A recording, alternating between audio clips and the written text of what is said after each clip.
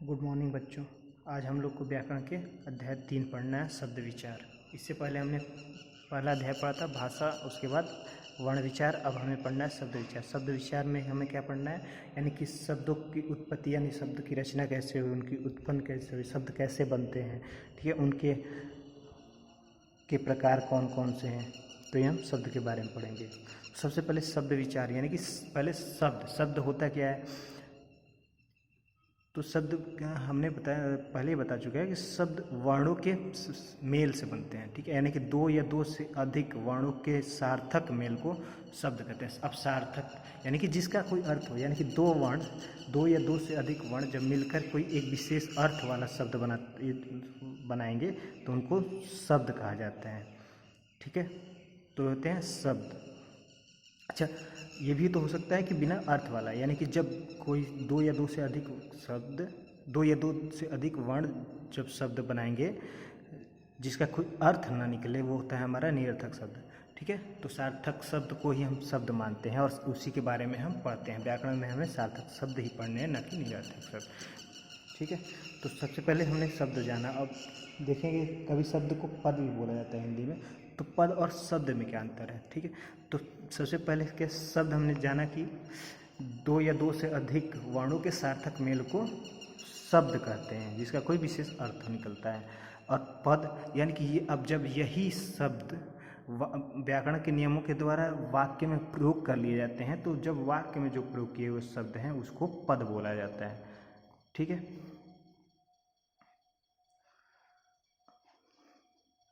अब देखेंगे शब्दों के वर्गीकरण। शब्दों के वर्गीकरण में क्या है, तो हिंदी में शब्दों के वर्गीकरण 5 आधार पे किया गया है। कितने आधार पे बांटा गया है? 5 आधार पे शब्दों के प्रकार को बांटा गया है। पहला है स्रोत यानी उत्पत्ति के आधार पे, दूसरा है रचना के आधार पे, तीसरा प्रयोग के आधार पे, चौथा अर्थ के आधार पे और पांचवा व्याकरणिक प्रकार के आधार पे।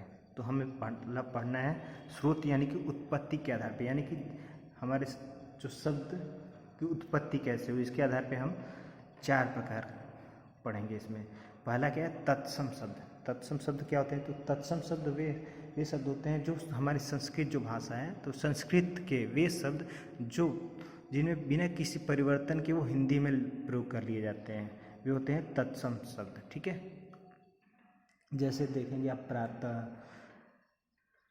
रात्रि, इसमें दिया हुआ घोटक, अग्नि, ये सब क्या है, हमारे तत्सम शब्द हैं। यानी कि तत्सम शब्द शुद्ध रूप से संस्कृत शब्द बोले जाते हैं या होते हैं जिनका प्रयोग हम हिंदी में करते हैं। उसके बाद आता है तद्भव शब्द, यानी कि जब यही तत्सम शब्द में कुछ रूप परिवर्तित करके हम हिंदी में प्रयोग करते हैं तो हो जाते हैं तद्भव शब्द, ठीक है।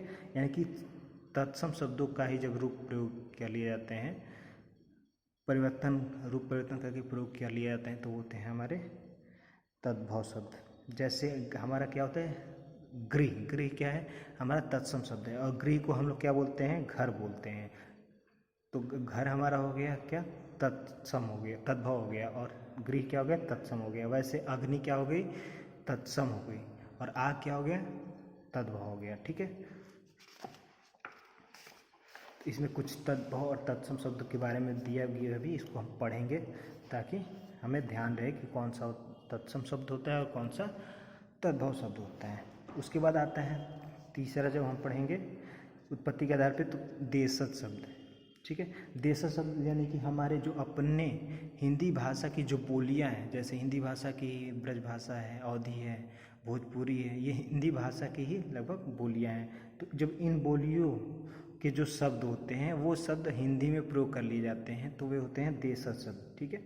यानी कि इसमें देखेंगे तो लिखा है जो शब्द किसी क्षेत्र विशेष से हिंदी में आए हैं, जिनका जन्म और विकास सामान्य जन समाज के बीच हुआ है, वो देशज शब्द कहलाते हैं, ठीक है। इसमें अलग परिभाषा दिया है, तो ये भी है।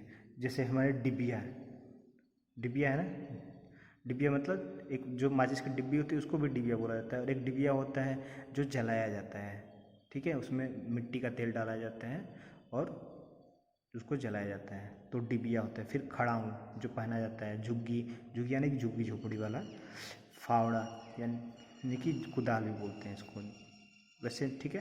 तो ये है हमारे लोटा भी हमारे, ये क्या है, ये हमारे देशज शब्द है। उसके बाद आता है विदेशी शब्द, विदेशी यानी इसको विदेशज शब्द भी बोला जाता है।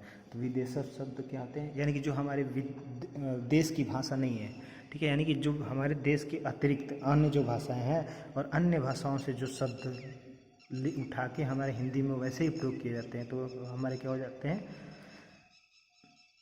विदेशज या विदेशी शब्द। जैसे अंग्रेजी शब्द कुछ लिए जाते हैं, जैसे क्या मास्टर, हेड मास्टर, ठीक है, टायर, इसमें दिया है, देखेंगे पढ़ेंगे इसको। टायर है, सिगरेट है, मशीन है, बजट, रजिस्टर, बैंक, पाउडर, ऐसे ही जैसे मिनिस्टर भी बोला जाता है, प्रयोग किया जाता है हिंदी में, ठीक है, डॉक्टर हैं। तो इनका जो प्रयोग जब हम करते हैं वे क्या हो जाएंगे विदेशी शब्द, यानी कि विदेशी भाषा से लिए हुए शब्द हैं। जैसे हमारे और भी देखेंगे तो फारसी के कुछ शब्द दिए गए हैं, वैसे ही अरबी के कुछ शब्द हैं दिए, ऐसे अनेक दिए गए हैं, वो हम खुद से पढ़ेंगे ताकि हमें ध्यान रहे। आगे उसके बाद देखेंगे तो ये मुख्य रूप से चार, एक इसमें ये उत्पत्ति के आधार पे ये भी लिया जाता है, संकर शब्द भी बोला जाता है। तो इसको अलग संकर शब्द यानी कि संकर यानी कि दो शब्दों को, यानी कि दो चीज़ों को जब मिलाते हैं तो उसको बोलते हैं संकर।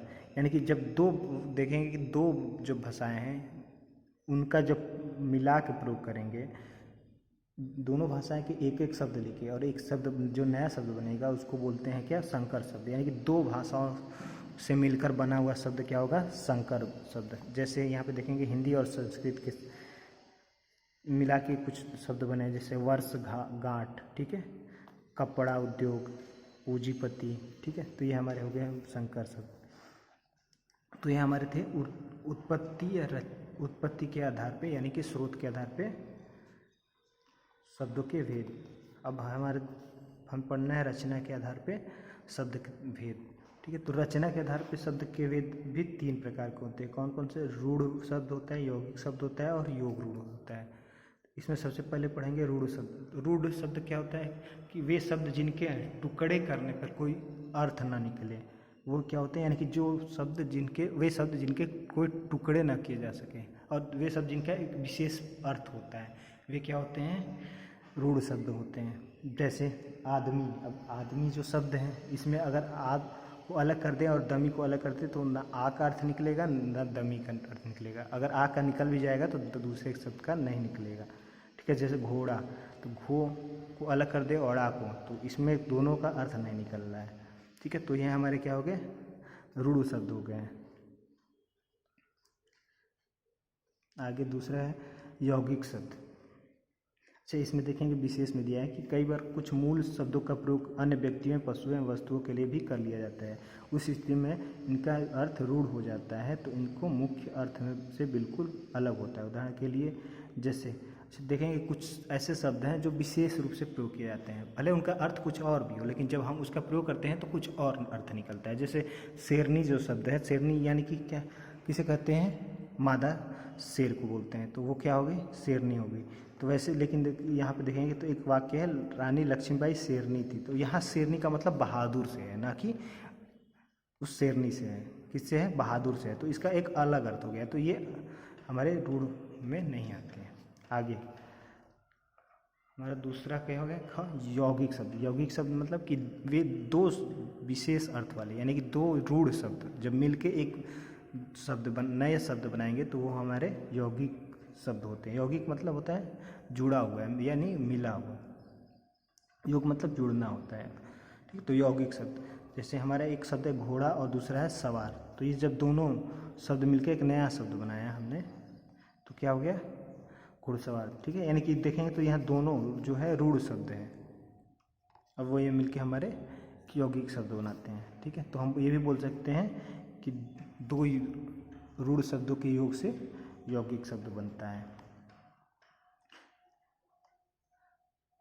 आगे देखेंगे हमारा योग रूढ़। तो योग रूढ़ क्या होता है, तो कुछ ऐसे शब्द होते हैं जिनमें रूढ़ और यौगिक दोनों शब्द की विशेषता पाई जाती है, ठीक है।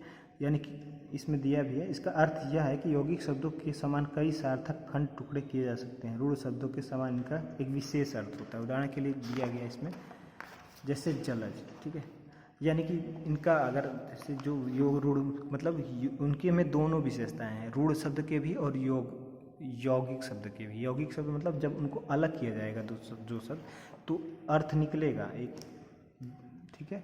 लेकिन जो उनको जब जोड़ा जाएगा तो उनका एक विशेष अर्थ निकलेगा, ठीक है। तो वो होते हैं योग रूढ़। जैसे हमने बताया था ना रानी लक्ष्मीबाई शेरनी है, तो वहाँ पे देखो शेरनी का अर्थ कुछ और है, लेकिन उनका क्या है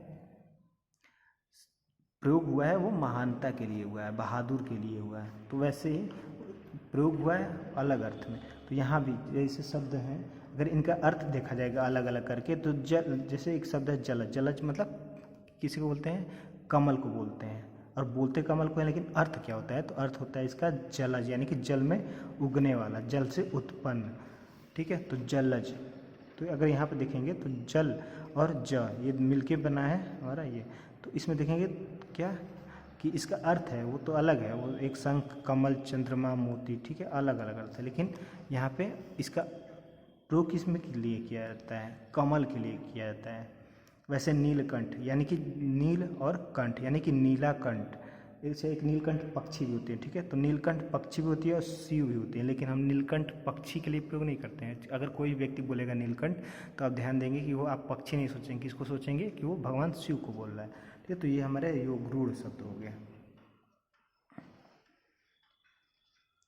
ऐसे एक शब्द है हमारा हिमालय। अच्छा, हिमालय मतलब बोला जाता है हिम और आलय। हिम मतलब बर्फ और आलय मतलब घर, यानी कि बर्फ का घर, यानी कि पर्वत बोलते हैं। लेकिन हिमालय क्या है, एक विशेष पर्वत का नाम है, ना कि तो यानी कि हिमालय के यहाँ पे एक विशेष अर्थ है, या ना कि जो उसका मूल अर्थ है वो उसके लिए प्रयोग किया जाता है, वो एक विशेष अर्थ के लिए प्रयोग किया जाता है। तो ये हो गया हमारे योग रूढ़ शब्द। आगे देखेंगे हम, तीसरा है हमारे प्रयोग के आधार पे। तो प्रयोग के आधार पे शब्द के भी तीन भेद होते हैं। पहला क्या है, सामान्य शब्द, क्योंकि जो शब्द सामान्य जनता द्वारा अपने दिन प्रतिदिन के कार्यों में बोलचाल के लिए प्रयोग किए जाते हैं, इन्हें सामान्य शब्द भी बोलते हैं, ठीक है।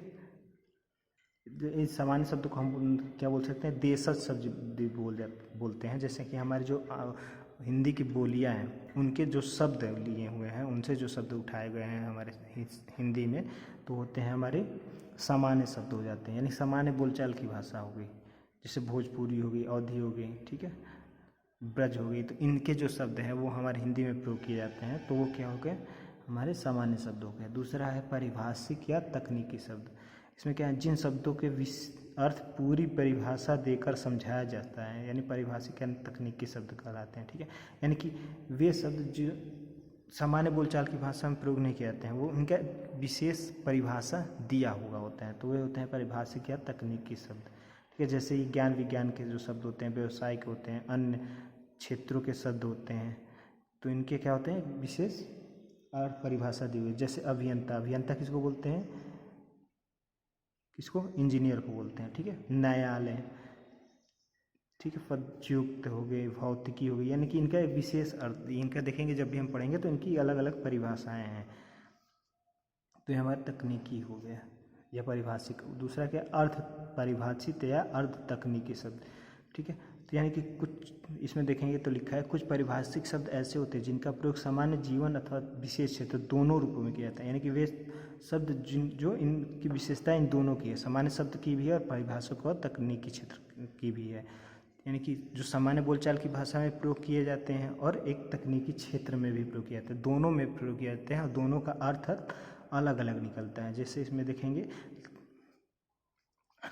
कुछ परिभाषिक शब्द ऐसे होते हैं जिनका प्रयोग सामान्य जीवन तथा विशेष क्षेत्र दोनों रूपों में होता है, लेकिन दोनों में अंतर यह है कि अपने विशेष क्षेत्र में तो इन शब्दों का अर्थ अलग होता है, लेकिन सामान्य जीवन में अलग होता है। जैसे इन्हें ही अर्ध परिभाषिक और तकनीकी शब्द कहते हैं। उदाहरण के लिए दिया है बल, तो बल यानी कि क्या होता है, ताकत से प्रयोग है। सामान्य बोलचाल की भाषा में देखेंगे तो बल मतलब ताकत होता है, लेकिन अगर सेना के रूप में देखा जाए तो बल मतलब सेना की टुकड़ी को बोला जाता है, ठीक है। सैन्य बल जो है बोला जाता है ना, सेना की टुकड़ी, तो वहाँ बल का मतलब होता है टुकड़ी से, और यहाँ सामान्य में ताकत, ठीक है। तो दोनों का इसमें विशेषताएं निहित है।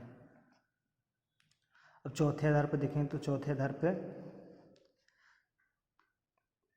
अर्थ के आधार पर शब्द को बांटा गया है। तो इसमें देखेंगे तो अर्थ के आधार पर शब्द को, जैसे एक है एकार्थी शब्द, यानी कि वे शब्द जिनका एक विशेष अर्थ होता है, यानी एक ही अर्थ में प्रयोग किया जाता है। वे शब्द जिनका केवल एक ही अर्थ में प्रयोग होता है उसको एकार्थी शब्द कहते हैं। जैसे घर, रात, कुत्ता, पुस्तक, यानी कि एक इनका एक विशेष ही अर्थ है, एक ही अर्थ है, इनका कोई अलग अलग अर्थ नहीं निकलता है।